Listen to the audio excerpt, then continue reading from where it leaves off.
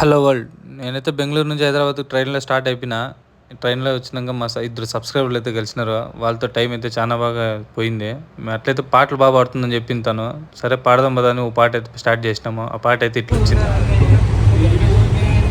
రానుంది అని తెలియకనే పిలిచా ఏడేడు రంగులు చదువు.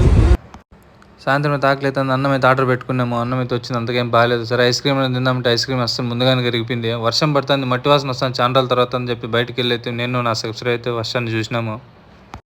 చాక్లెట్ చూరి అనుకున్నా, నిన్ను బుగ్గల్లో దాచేయాలనుకున్నా, నిన్ను బుగ్గల్లో దాచేయాలనుకున్నా.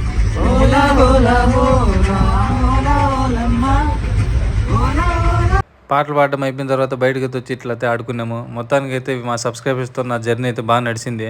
తన వాయిస్ అయితే నాకైతే చాలా బాగా నచ్చింది.